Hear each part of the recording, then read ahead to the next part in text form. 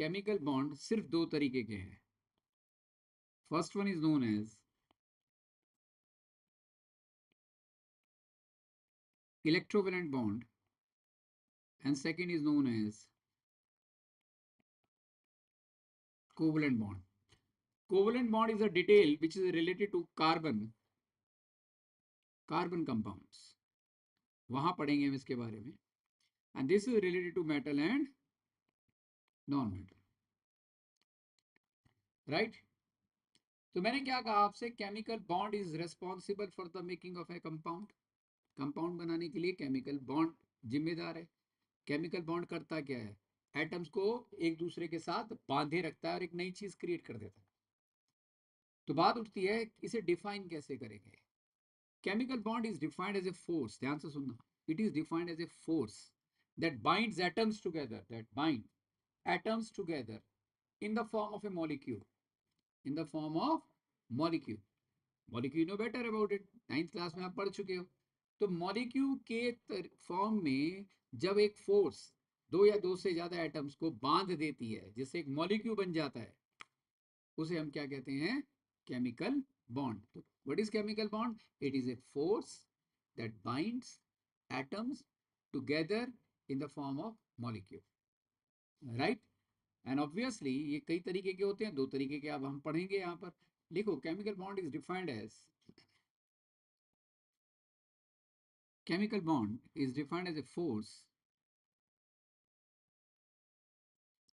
Chemical bond is defined as a force that binds atoms together, that binds atoms together, that binds atoms together in the form of a molecule, in the form of a molecule.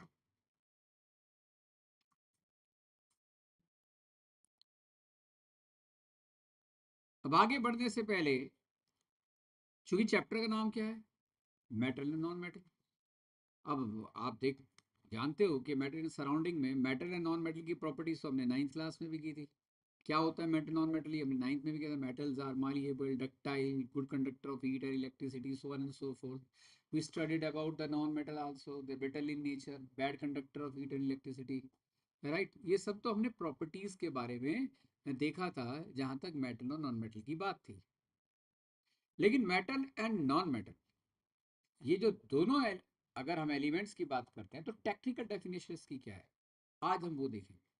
अब हमें higher version के बारे में बात करनी है metal के, कि मेटल टेक्निकली हम कैसे डिफाइन करेंगे और नॉन मेटल को कैसे करेंगे. तो ध्यान से सुनना. Metal is defined as an element. Metal is defined as an element whose atom, जिसका atom has a strong tendency, has a strong tendency to release electron or to donate electron or electrons and thereby convert itself into the form of electropositive ion, and thereby convert itself into the form of electropositive ion. Right? Whereas non-metals are defined as elements whose atom has strong tendency to gain or accept an electron or electrons and thereby convert into electronegative ion. ये technical real definition है. अगर आपको board exam में इसके बारे में पूछते हैं कि define metal and non metal, तो आपको यही डेफिनेशन लिखनी है, otherwise you will not get any mark. अगर आपने लिख दिया कि मेटल्स मालिएबल, डक्टाइल है, ये वो है, आपको एक भी नंबर नहीं मिलेगा. Now the examiner would like to understand metal and non metal in terms of the electron releasing और इलेक्ट्रॉन एक्सेप्टिंग कंडीशन. लिखो, metals are elements, metals are elements, metals are elements whose atom, metals are element whose atom, metals are elements whose atom have a strong tendency, have strong tendency to gain an electron, to gain an electron or electrons, to gain an electron or electrons, and thereby and thereby form electropositive ion. Electropositive ion. So what is electropositive ion? The other name of electropositive ion? Electropositive ion का दूसरा नाम क्या है? Cations. और electropositive ion और लिखो O R cation. Electropositive ion और cation. Is it clear?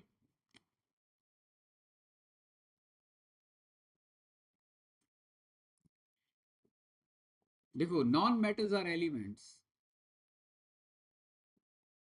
Non metals are elements.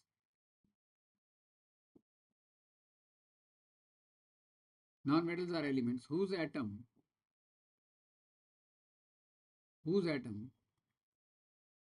have strong tendency to gain an electron, or electrons,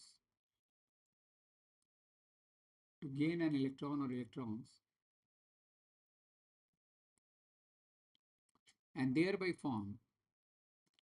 thereby form electronegative ion, and thereby form electronegative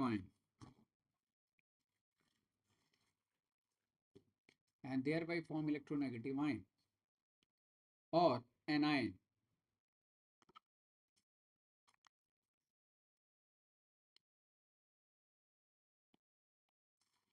ninth class में आपने ion के बारे में पढ़ा था, right? What is an ion? Electrically charged state of an atom is known as ion. Electrically charged state of an atom is known as ion, right? We know that an atom is electrically neutral in nature. हमें पता ना कि atom क्या है. बेटे लिखो मत, समझो इस बात. An atom is electrically neutral. What do you mean by this? Not negative. That is there, but what practically it means? Can equal number of protons and electrons. Excellent, because it consists of the equal number of protons and electrons, right? For example, you are talking about the sodium atom, but understood as 11 protons and 11 electrons, right? 11 protons. मैंने कहा 11 protons, right? तो 11 protons है. आप sodium का electronic configuration करेंगे तो क्या होगा? 281. और एक कंडीशन आपने नाइन्थ क्लास में और पढ़ी थी, which is known as inert gas electronic configuration, isn't it? Inert gas electronic configuration or duplet octet state. Can anybody suggest me what is this? You have already came across in your ninth class. Ayan, Advik, can you tell me what is inert gas electronic configuration? So that inert gases do not need electron, they do not gain or lose electrons in order to gain stability, because they are already stable, and they fill their octet or their valence. Very good. See, all the elements are in the desire, whether belongs to metal or non-metal. Their basic purpose is to attain stability. हम बात कर रहे हैं metal और non metal की. ये जब interact करते हैं तो इनके इंटरेक्शन का बेसिक पर्पस ये होता है कि दोनों स्टेबल होना चाहते हैं. The stability of an atom, right, depends upon the fundamental factor, and we states that the outermost shell may either have 2 electrons, right, or 8 electrons in the outermost shell. 2 electron सिर्फ hydrogen और helium के case में हो सकते हैं. Hydrogen पहला element है, उसका इलेक्ट्रॉनिक कॉन्फ़िगरेशन 1 है, वो अगर एक इलेक्ट्रॉन ले लेगा तो स्टेबल हो जाएगा. हीलियम में तो ऑलरेडी 2 इलेक्ट्रॉन है, नेचुरली 2 इलेक्ट्रॉन है, तो इनर्ट एलिमेंट है, वो किसी के साथ रिएक्ट नहीं करता, राइट? तो मैं ये कहना चाहता हूं आपसे कि इनर्ट गैस इलेक्ट्रॉनिक कॉन्फ़िगरेशन और ड्यूप्लेट और octet state is nothing but it is the state of stability, right, acquired by the element, right, by the atom of the element, right, by maintaining either the state of 2 electrons in the outermost shell or 8 electrons in the outermost shell. तो ये जितने भी compound बनते हैं ना, अगर हम normal elements के इंटरेक्शन से देखें, नॉर्मल एलिमेंट के इंटरेक्शन से मेटल नॉन मेटल के साथ इंटरेक्ट करेगा या नॉन मेटल के साथ इंटरेक्ट करेगा, ये भी पॉसिबल है। नॉन मेटल के साथ कब करेगा, ये हम कार्बन कंपाउंड में देखेंगे, लेकिन मेटल और नॉन मेटल इंटरेक्ट करेगा, ये अब हम इस समय पढ़ रहे हैं इस समय, राइट। मेटल इसलिए इंटरेक्ट करना चाहता है कि अगर उसके पास कुछ ज्यादा इलेक्ट्रॉन है तो वो खो दे, राइट। और नॉन मेटल इसलिए इंटरेक्ट करना चाहता है कि उसके वो इलेक्ट्रॉन्स की जरूरत है in order to attain the stability. इसका कुछ एग्जाम्पल हम इस तरीके से देखते हैं कि जो आयन है ये दो पार्ट्स में डिवाइडेड है, one is known as cation and another one is known as anion. Cation belongs to what? Or anion?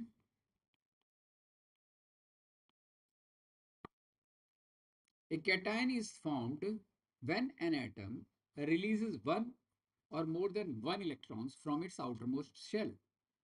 जैसे मैं सोडियम का एग्जांपल ले रहा हूँ, सोडियम 281 एटॉमिक नंबर 11 है, राइट। तो ये अपने इलेक्ट्रॉन को खोएगा। अब खोने को हम रिप्रेजेंट कैसे करेंगे? खोने को हम इस तरीके से, अगर chemical reaction point of view से हमें लिखना हो तो हम ऐसे लिखेंगे, दिस इज। तो हमने क्या यहाँ पर रिप्रेजेंट किया कि सोडियम एटम को हमने सोडियम आयन में कन्वर्ट कर दिया, प्लस रिप्रेजेंट कर रहा है कि इसने एक इलेक्ट्रॉन को खो दिया, जितना इलेक्ट्रॉन को खोया प्लस 1 ही से हमने रिप्रेजेंट किया। अगर हम पोटेशियम की बात करते हैं तो 2881 उसका इलेक्ट्रॉनिक कॉन्फ़िगरेशन होता है, तो K पॉजिटिव प्लस 1 इलेक्ट्रॉन। अब ये एक इलेक्ट्रॉन खोएगा तो यहाँ 28 हो गया या नहीं हो गया? इसने एक इलेक्ट्रॉन खो दिया। इसने इलेक्ट्रॉन एक क्यों खोया? बिकॉज इससे स्टेबल होना है, और स्टेबल कब होगा? जब इसके आउटर मोस्ट शेल में कितने इलेक्ट्रॉन्स होंगे? 8। वो 8 इलेक्ट्रॉन्स हो गए या नहीं इसके आउटर मोस्ट शेल में? इसने यहाँ पर खोया, राइट। तो व्हेन इट लॉस्ट, तो 2 8 8, राइट। अगर हम बात करते हैं मैग्नीशियम की, मैग्नीशियम का एटॉमिक नंबर है 12, तो इसका इलेक्ट्रॉनिक कॉन्फ़िगरेशन ये है। तो मैग्नीशियम स्टेबिलिटी अटेन करने के लिए अपने 2 इलेक्ट्रॉन को खो सकता है, that should be represented as this. Is it clear? This is the way to represent the loss of 2 electrons. हाँ 2 electrons नहीं होगा, Mg2 plus 2 electrons. हाँ सॉरी बाय मिस्टेक मैंने ये लिख दिया, 2 इलेक्ट्रॉन्स ही आएगा, करेक्ट, यू आर राइट। अब एल्युमिनियम की बात करते हैं। एल्युमिनियम का एटॉमिक नंबर 13 है, तो इलेक्ट्रॉनिक कॉन्फ़िगरेशन क्या होगा? 283, तो it has lost 3 electrons. Is it clear? इसी तरीके से हम कैल्शियम की बात करें, एटॉमिक नंबर 20 है उसका, 2882, तो Ca2 पॉजिटिव प्लस 2 इलेक्ट्रॉन। तो ऐसे बहुत सारे हम मेटल का रिप्रेजेंटेशन शो कर सकते हैं इन terms of their respective loss of electrons. लेकिन ये जो मैंने कुछ एग्जांपल्स आपको दिए हैं ये सबसे प्रोमिनेंट है बोर्ड पॉइंट ऑफ व्यू से। 99.9% क्वेश्चन इन्हीं के इर्द गिर्द आएगा, राइट। इसीलिए मैं हमेशा से कहता हूँ कि अगर बोर्ड में बेहतरीन परफॉर्मर बनना है तो मेरी क्लास नोट्स, मेरे क्लास में दिया हुआ होमवर्क, राइट, कॉरस्पॉन्डिंगली अगली क्लास से पहले खत्म करना चाहिए। और जिस दिन वो चैप्टर खत्म हो जाएगा, जैसे आज मैंने शेयर किया है केमिकल रिएक्शन टाइप का, आपने देखा होगा, मैंने आज शेयर किया था आपको एक 3 आवर्स का DPP MIQ जो कि केमिकल रिएक्शन टाइप, क्योंकि हम वो चैप्टर खत्म कर चुके हैं। अगर उसके सारे क्वेश्चंस आपको कमिंग संडे तक करने हैं, अगर आपने कर लिया पेपर, उससे किसी भी कीमत से बाहर नहीं आएगा। 99% क्वेश्चन उसी से रेलेवेंट आएंगे। हो गया हमारा वो चैप्टर प्रिपेयर्ड। अब ये सब याद कैसे रहे? आपको chemistry is the subject of learning. आपने प्रिपेयर भी कर लिया तो भी पीरियोडिकली उसके रिवीजन की जरूरत है। बार बार फ्रीक्वेंट रिवीजन होगा, पीरियोडिक रिवीजन होगा, तब जाकर चीजें आपके ब्रेन के अंदर जो है रैम से रोम में जाएंगी। Is it clear? तो these are the certain examples that shows the loss of an electron electrons from the metallic atom. This is the way to represent. अब हम नॉन मेटल की बात करते हैं। नॉन मेटल में क्लोरीन है, chlorine का इलेक्ट्रॉनिक कॉन्फ़िगरेशन है 287, 17 है इसका, 17 है इसका एटॉमिक नंबर। तो ये अपने एक इलेक्ट्रॉन को गेन करना चाहेगा, और गेन करेगा तो ये Cl नेगेटिव हो गया। तो ये स्टेबल कब होगा? जैसे इसको एक इलेक्ट्रॉन मिल जाएगा, right.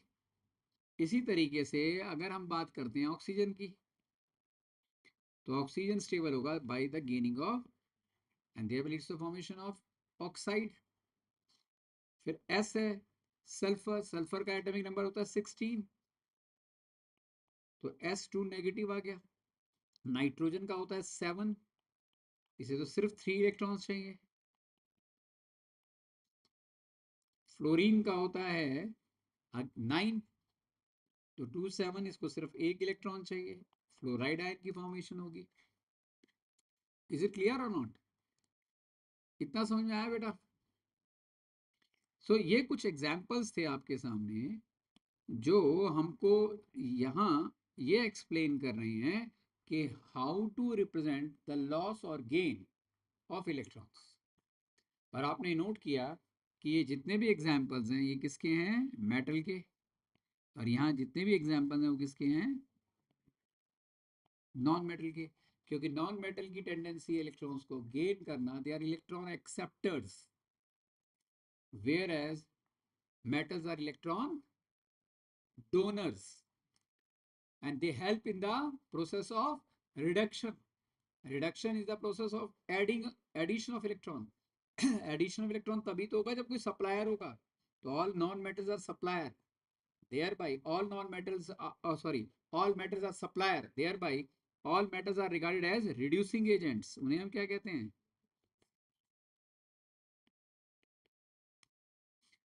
Whereas non metals are oxidizing agent, they help in the process of oxidation, the loss of electron, right. Loss of electron तभी होगा जब कोई गेन करने के लिए तैयार है। गेन करने के लिए तो नॉन मेटल तैयार है, तो they are regarded to be what? Oxidising agent. और oxidising agent,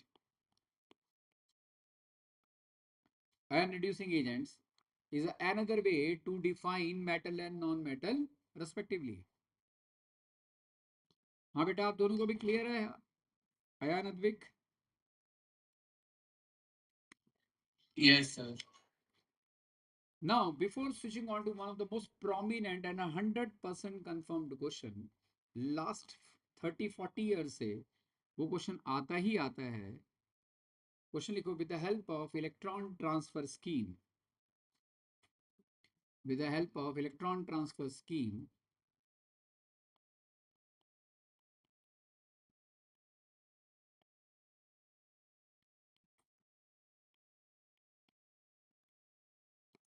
show the formation of following compounds.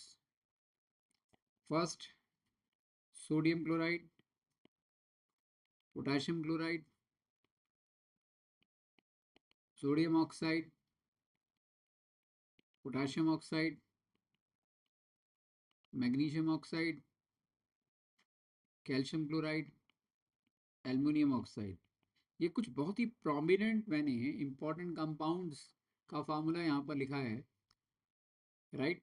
99.9% इन्हीं में से कोई एक हमारे एग्जाम के अंदर आता है, और क्वेश्चन यही आता है कि with the help of electron transfer scheme show the formation of following compounds. ये एक इनहेरेंट क्वेश्चन है, right.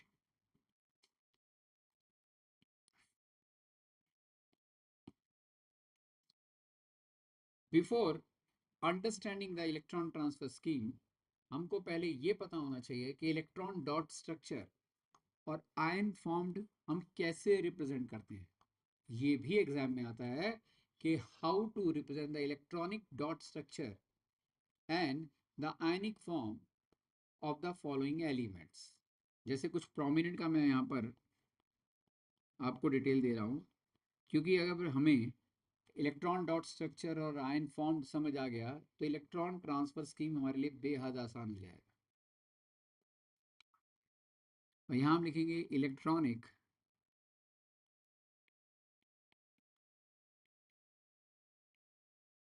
Dot structure and ion form.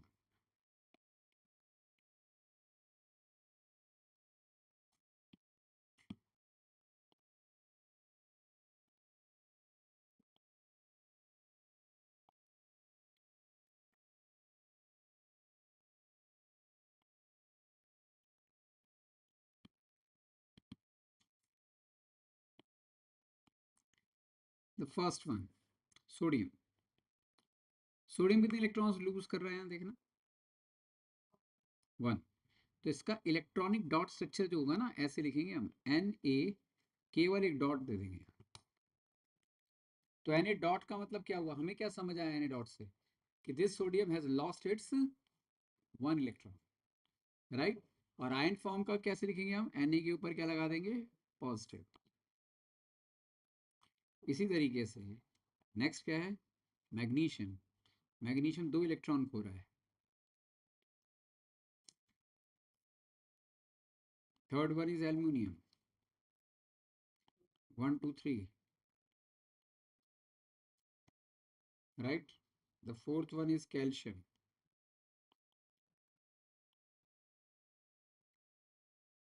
चलो ये तो कुछ एग्जांपल्स थे मेटल के। नॉन मेटल के केस में देखते हैं, फ्लोरीन।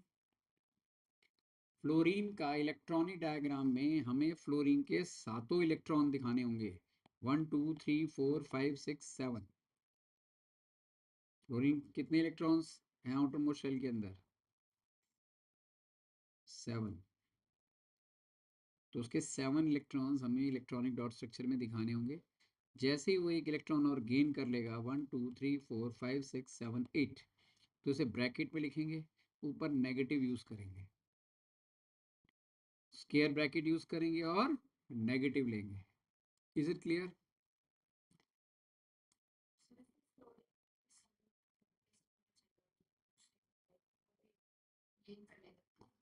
हाँ, तो यहाँ पर हम फ्लोरीन के आउटर मोस्ट शेल में जितने भी इलेक्ट्रॉन्स होंगे उतनी डॉट उसके सराउंडिंग आपने रिप्रेजेंट करनी है। और जैसे ही वो एक इलेक्ट्रॉन गेन करेगा, तो यहाँ मैंने, यहाँ 7 डॉट्स हैं, यहाँ 8 डॉट्स हैं या नहीं, यानी कि this is the state where it has accepted 1 electron. और क्या बन गया ये, फ्लोराइड। नॉन मेटल के केस में हम केवल उतनी डॉट दिखाते थे जितने इलेक्ट्रॉन्स वो खो रहा है। मेटल के केस में, सॉरी, मेटल के केस में हम उतने ही इलेक्ट्रॉन्स दिखाते हैं जितने इलेक्ट्रॉन्स वो खो रहा है। और नॉन मेटल के केस के अंदर इलेक्ट्रॉनिक डॉट में हमें वो सभी इलेक्ट्रॉन्स दिखाने हैं जो आउटर मोस्ट शेल में प्रेजेंट है, राइट। अब 6 अगर मैं एग्जांपल लूँ, तो we can take chlorine. Chlorine का क्या आउटर मोस्ट शेल में भी 7 है, तो 7 इलेक्ट्रॉन्स, 1 2 3 4 5 6 7। और क्लोरीन 8 इलेक्ट्रॉन जैसे ही गेन करेगा, तो ब्रैकेट लेंगे, नेगेटिव लगा देंगे, क्लोराइड हो गया ये। This is a formation of what, chloride.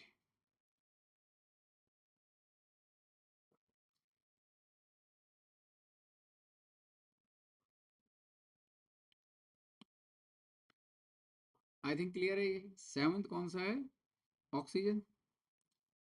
Oxygen के आउटमोस्ट शेल में तो 6 इलेक्ट्रॉन है, 1 2 3 4 5 6।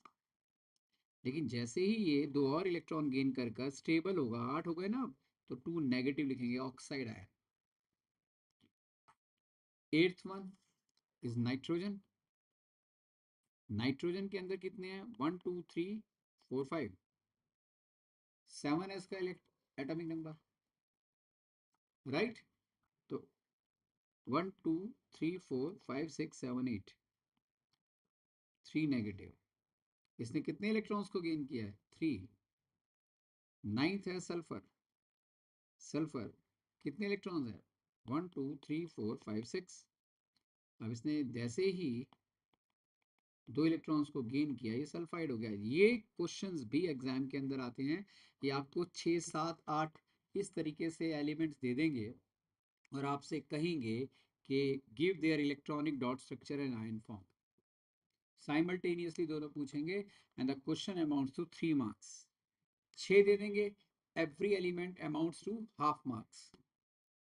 Is it clear? तो 6 मार्क्स 99%, अगेन मैं बात रिपीट कर रहा हूँ, इसी में से आने वाला है।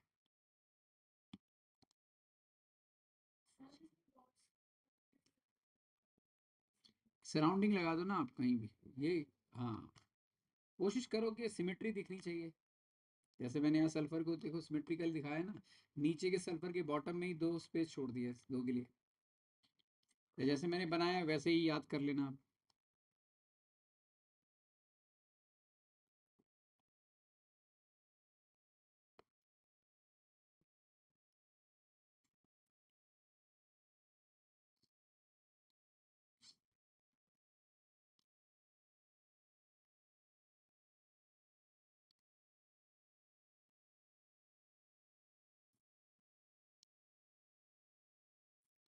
तो ये टेबल आपके टिप्स पर होनी चाहिए।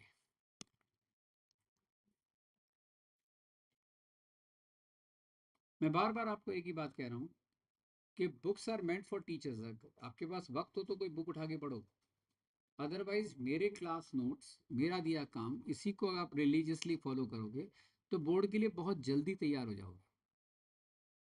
ठीक है, वैसे तो पढ़ने का की कोई लिमिट नहीं होती, everything is limitless, but this is a smart way to prepare yourself for the board exam, क्योंकि सारा पेपर अपनी क्लास से ही आने वाला है, चाहे वो अलग से हटकर क्वेश्चन भी सही।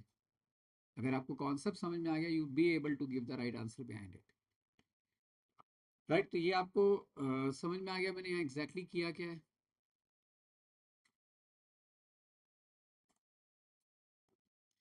Next is electronic transfer scheme, है ना।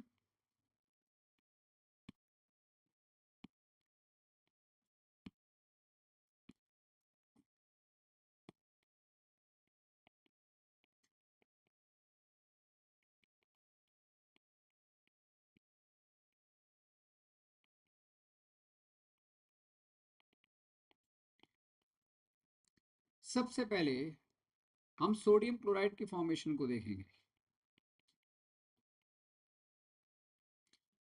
आपको यहाँ पहले दिखाना है कि सोडियम है, इसने अपने एक इलेक्ट्रॉन को खो दिया, बताया था ना मैंने। क्लोरीन जो गेन करेगा, गेन को हम ऐसे दिखाते हैं 1 2 3 4 5 6 7 8 नेगेटिव, ऐसे करना है आपने। इसमें देखो ये आयन फॉर्म है ना, Na positive, isn't it ion form Na positive, और क्लोराइड के आयन फॉर्म क्या है, दिस। तो आपने जैसे ही सोडियम ने इलेक्ट्रॉन को खोया, उसकी आयनिक फॉर्म, और क्लोराइड की, क्लोरीन की ionic form in the form of chloride. तो यहाँ क्या है, एक पॉजिटिव कैरेक्टर है, दूसरा नेगेटिव कैरेक्टर है। तो strong electrostatic force of attraction in दोनों के बीच में है, और फोर्स ऑफ अट्रैक्शन के कारण एक कंपाउंड बन गया जिसे हम क्या कह रहे हैं, सोडियम क्लोराइड। लेकिन ये जो है, ये शो कर रहा है प्रोसेस, लेकिन इलेक्ट्रॉन ट्रांसफर स्कीम नहीं है ये। तो आप प्रोसेस को जब लिखोगे तो आपके लिए इलेक्ट्रॉन ट्रांसफर स्कीम दिखाना आसान हो जाएगा। पहले हमेशा प्रोसेस लिखनी चाहिए, what the way to release और गेन इलेक्ट्रॉन्स, और फाइनली फिर आप दिखा भी दो कैसे बना है। लेकिन इलेक्ट्रॉन ट्रांसफर स्कीम में आपने क्या करना है, जो Na है सिर्फ उसका डॉट लेना है। इलेक्ट्रॉनिक डॉट स्ट्रक्चर बताया था ना मैंने Na का, राइट। तो मेटल के गैस में जितने इलेक्ट्रॉन वो खोएगा उतनी डॉट, और क्लोरीन का इलेक्ट्रॉनिक डॉट स्ट्रक्चर क्या होगा, जितने उसके वैलेंस शेल में इलेक्ट्रॉन होंगे वो। तो दोनों का इलेक्ट्रॉनिक डायग्राम बना दिया है नहीं। इलेक्ट्रॉनिक ट्रांसफर स्कीम में क्या काम आता है, इलेक्ट्रॉनिक डॉट स्ट्रक्चर।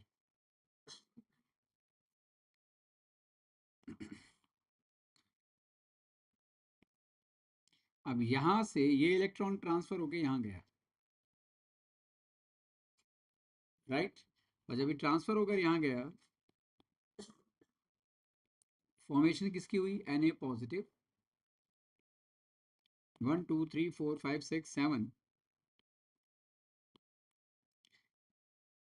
अब डॉट की जगह मैं थोड़ा क्रॉस सा बना दिया, क्योंकि मैं सोडियम के इलेक्ट्रॉन को भी किससे दिखा रहा हूँ, थोड़ा क्रॉस से दिखा रहा हूँ।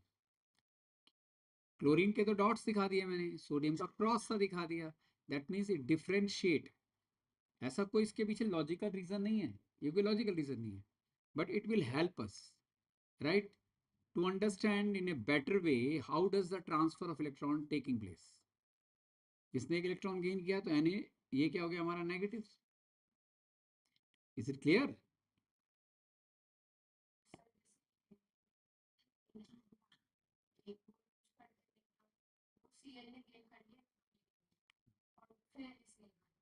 अब ये ऐसे दिखाना है आपने, इलेक्ट्रॉनिक डॉट स्ट्रक्चर सोडियम का, इलेक्ट्रॉनिक डॉट स्ट्रक्चर क्लोराइड का, फिर आयन फॉर्म दिखाना है।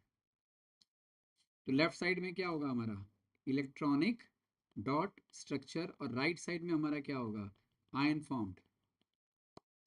और हम यहाँ सीधा कह देंगे क्या फॉर्मेशन हो गई, सोडियम क्लोराइड, दैट्स इट। अगर ये क्लियर है, जस्ट हेलो हेलो बोलो।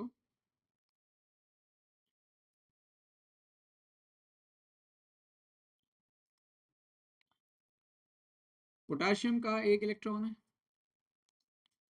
क्लोरीन के 7 इलेक्ट्रॉन है। अब पोटेशियम क्लोराइड की फॉर्मेशन देख रहे हैं हम, के पॉजिटिव, राइट, और 1 2 3 4 5 6 7 8, अगर क्रॉस है तो मैंने क्रॉस दिखा दिया है। ऐसा नहीं है कि आप क्रॉस नहीं, अगर डॉट भी दिखा दोगे तो भी मार्क्स फुल मिलेंगे, तो आपको समझाने के लिए कि भाई इस क्लोरीन ने ये इलेक्ट्रॉन इस पोटेशियम से गेन कर लिया, तो क्या बन गया ये KCl। This is the formation of what, KCl। Hello, is it clear? I hope कुछ समझ में आ गया आपको। Any doubt to it? This is first, this is the simple way to represent, right, the formation of sodium chloride by electron transfer scheme. Any doubt to it? Clear है ना बेटा? आप दोनों को भी क्लियर है मैंने क्या किया यहाँ पर? Yes, sir.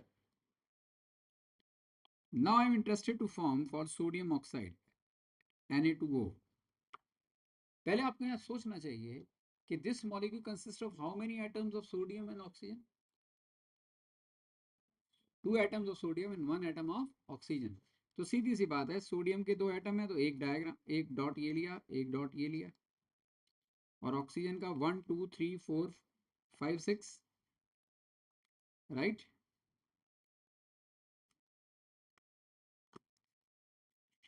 हेलो,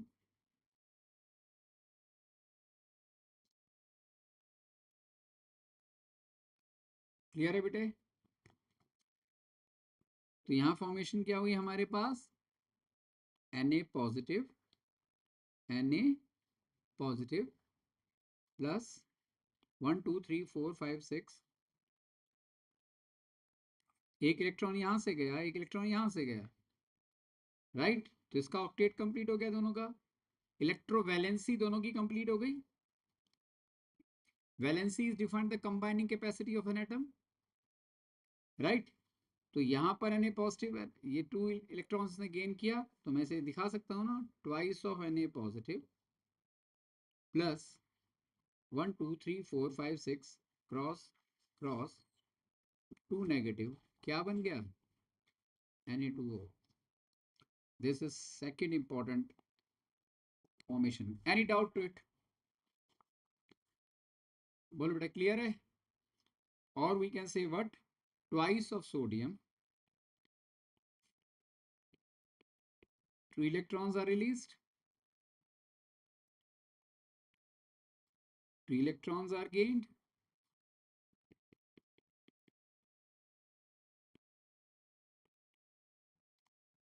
right, और twice of Na positive plus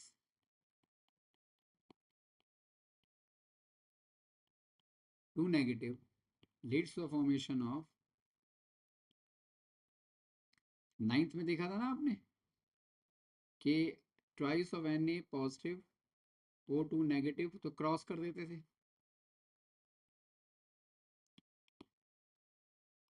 तो सोडियम ऑक्साइड की फॉर्मेशन हो गई।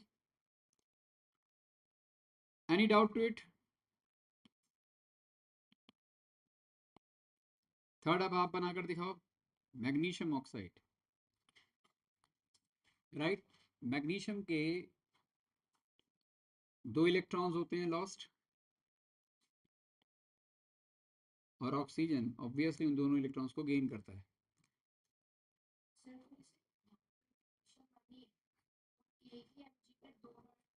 और क्या, क्योंकि एक मैग्नीशियम 2 इलेक्ट्रॉन खोएगा, एक ऑक्सीजन को 2 इलेक्ट्रॉन चाहिए, काम ही खत्म।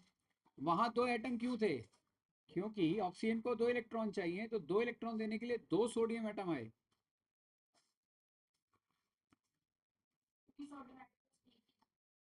Obviously the formation of sodium oxide needs 2 sodium atom to interact with oxygen, leading to the formation of sodium oxide.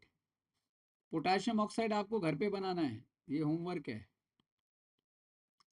बिल्कुल सेम बनेगा, जहां जहां Na है वहां पर K आ जाएगा। तो मैग्नीशियम का बनाओ बेटा आप।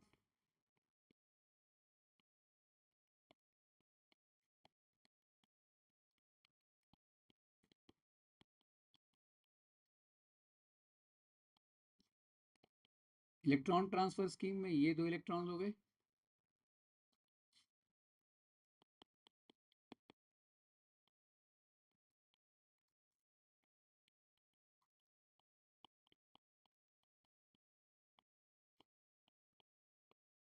और MgO फॉर्मेशन क्या हो गई इसकी? क्लियर?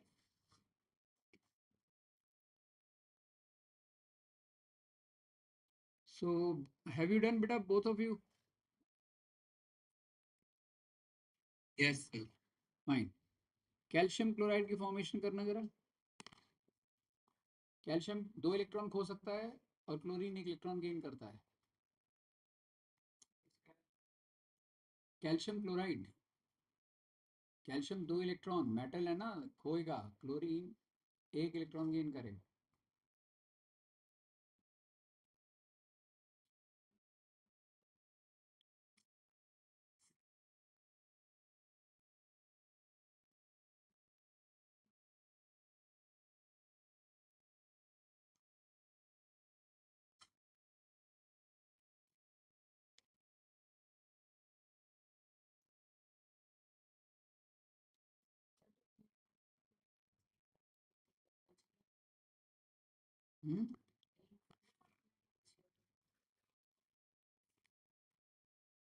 कैल्शियम है।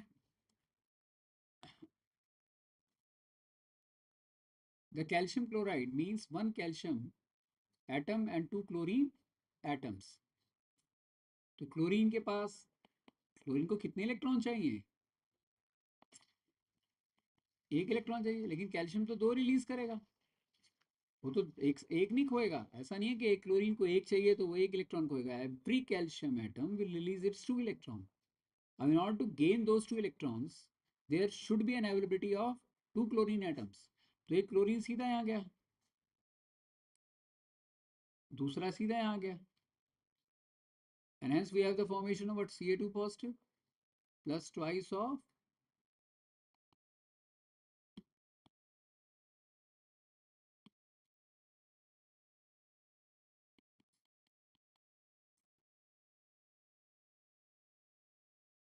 नेगेटिव। फॉर्मेशन क्या हो गई? CaCl2।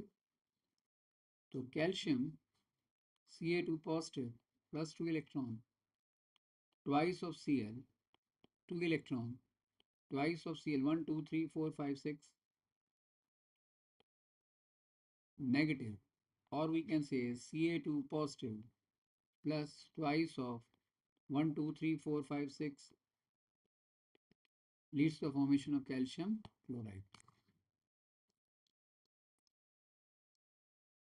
अयान अद्विक हो गया आपसे भी? Yes, sir. Okay. अच्छा, एल्युमिनियम ऑक्साइड बना के दिखाओ आप। Give me the answer for aluminium oxide Al2O3। अगर ये बना दिया आपने, ये एल्युमिनियम 3 इलेक्ट्रॉन्स लूज कर सकता है और ऑक्सीजन, हर ऑक्सीजन 2 इलेक्ट्रॉन गेन करेगा। ट्राई करो।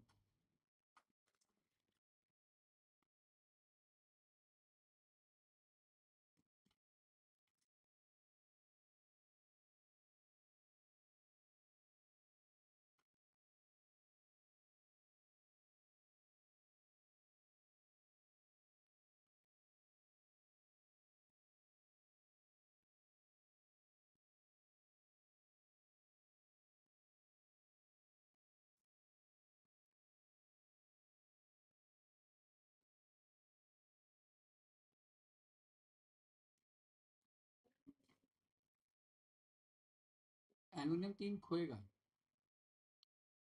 मेटल है बेटा, वो गेन करेगा थोड़ी ना, वो तो लूज करेगा।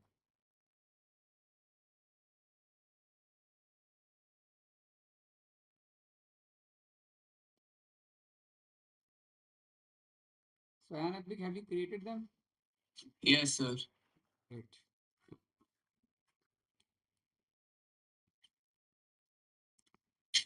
So you may check your answer with my answer. Let me see. आपने बना लिया?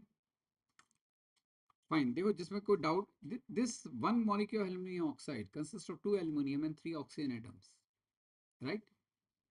So aluminum कितने electrons हैं? 3 electrons.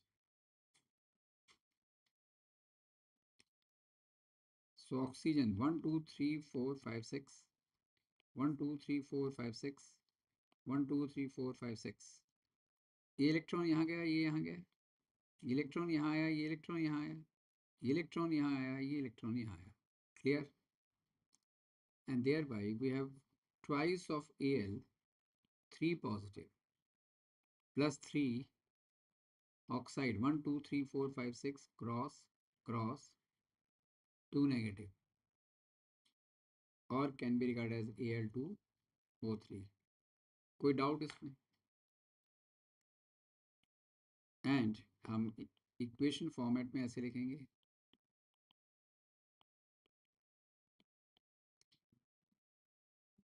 तो एल्यूमिनियम में कितने इलेक्ट्रॉन्स को रिलीज किया? 6 इलेक्ट्रॉन्स. 3 ऑक्सीजन ने इन्हीं 6 इलेक्ट्रॉन्स को गेन किया.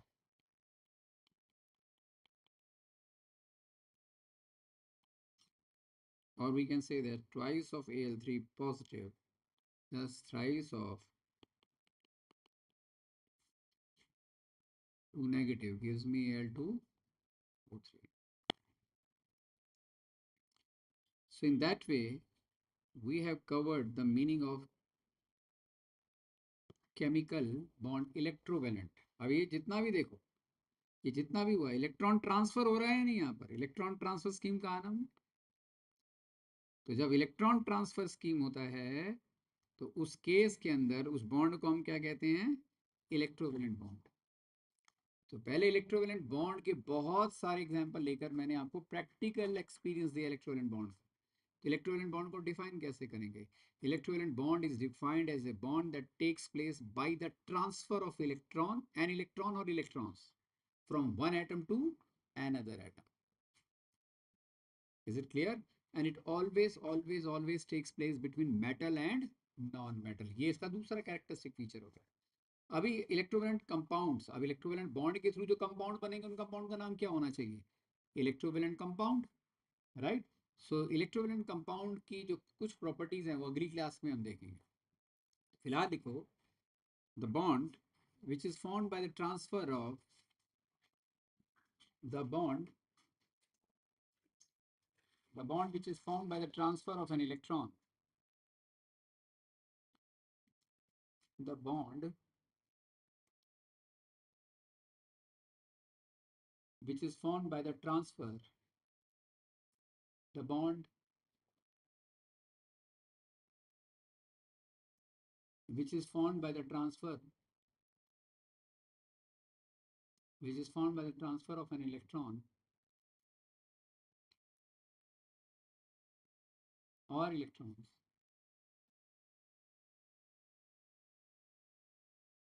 from one atom to another, from one atom to another, is known as electrovalent bond. Electrovalent bond or OR or ionic bond or ionic IONIC ionic bond, right? Those compounds which are formed, those compounds which are formed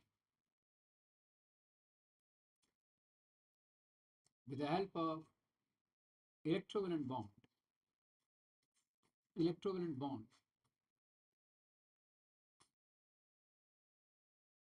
are known as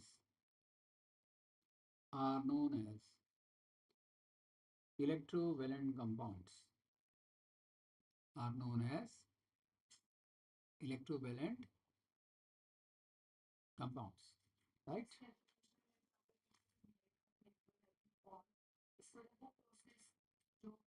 हाँ बिल्कुल उसको, है ना? तो अब electrovalent compound की features को हम अगली क्लास में देखेंगे और आगे इस चैप्टर को हम प्रोसीड करेंगे, ठीक है। आज की क्लास में कंफर्म्ड है कि आपको बोर्ड एग्जाम में क्वेश्चन आएगा ही आएगा, राइट। आई होप कि आपको समझ आ गई होगी। आज का होमवर्क क्या है, सारी क्लास को रिपीट करना ही आज का होमवर्क है। सारे जितने मॉलिक्यूल्स हैं इनको खुद बनाना, इनके आयनिक फॉर्म को इलेक्ट्रॉनिक डॉट स्ट्रक्चर को खुद बनाना, इसका अपने आप से रिवीजन करना, राइट। यही आपका होमवर्क है। Is it clear? पहली बात ये तो हो गया हमारा केमिस्ट्री से रिलेटेड। फिजिक्स में भी absolute revision of the class only, कुछ और नया करना ही नहीं है, right. So that is it बेटा, to both of you as well. We'll be meeting in the next class. Same link would be used in the future as well. ठीक है, यही लिंक यूज होगा। गुड नाइट बेटा। Thank you. हाँ, bye बेटा, good night. ठीक है बेटा, will meet in the next class, bye. अब देखो भाई, एक बात ध्यान से सुनो।